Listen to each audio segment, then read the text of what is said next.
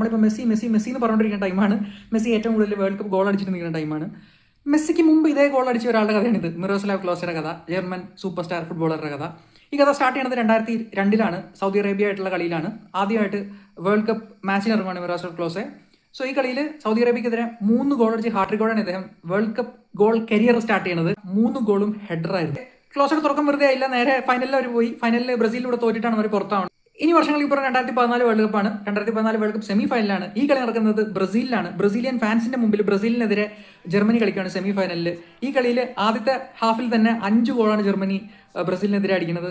And അതിൽ രണ്ടാമത്തെ goal ക്ലോസയുടെ ആയിരുന്നു. ആ ഗോളിൽ ക്ലോസെ വേൾഡ് റെക്കോർഡ് തകർക്കുവാണ്. ഇത് തകർത്തതിലും ഒരു സിനിമാറ്റിക് ട്വിസ്റ്റ് ഉള്ളത് എന്താ വെച്ചാൽ, അന്ന് ഇത് തകർക്കുന്നത് ബ്രസീലിയൻ സൂപ്പർ സ്റ്റാർ ആയിരുന്ന റൊണാൾഡോയുടെ റെക്കോർഡാണ്. അതിന് മുമ്പ് 15 വേൾഡ് കപ്പ് ഗോൾ എന്ന റെക്കോർഡ് തകർക്കുവാണ്. ആൻഡ് ഈ ഗോൾ അടിക്കുമ്പോൾ റൊണാൾഡോ അന്ന് അവിടെ കമന്ററി ബോക്സിലുണ്ട്. ഇനി ഇതിലും സിനിമാറ്റിക് ട്വിസ്റ്റ് എന്താ വെച്ചാൽ, അന്ന് 2002 വേൾഡ് കപ്പിൽ ഫൈനലിൽ ബ്രസീൽ ജർമ്മനിയെ തോപ്പിക്കുമ്പോൾ 2 ഗോളും അടിച്ചിരുന്നത് ഇതേ റൊണാൾഡോ ആയിരുന്നു.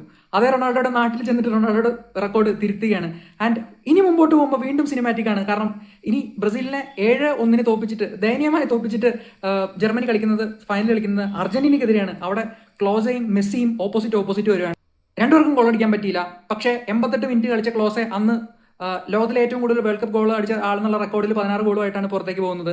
അർജന്റീന തോറ്റെങ്കിലും മെസ്സി പുറത്തു പോകുന്നത് ഗോൾഡൻ ബോളുമായിട്ട്, ആ ടൂർണമെന്റിലെ മികച്ച പ്ലെയർക്കുള്ള ഗോൾഡൻ ബോളുമായിട്ടാണ്. ആൻഡ് പിന്നെ 2 സീസൺ വേൾഡ് കപ്പ് കഴിഞ്ഞപ്പോൾ ഇപ്പൊ മെസ്സിയുടെ കയ്യിലാണ് ആ റെക്കോർഡ്. പിയോ സിനിമ എന്നൊക്കെ പറയാം. 3 രാജ്യങ്ങളുടെ ചരിത്രമാണ്. German football history, Argentina football history and Brazil football history. 3 ഹിസ്റ്ററികൾ ഒരുമിച്ച് വരാണ്, ക്രോസ് ഓവർ വരാണ്. സെയിം റെക്കോർഡിന് ചുറ്റുമാണ് ഈ കഥകൾ നടക്കുന്നത്. പിയോ സിനിമ, അബ്സല്യൂട്ട് സിനിമ.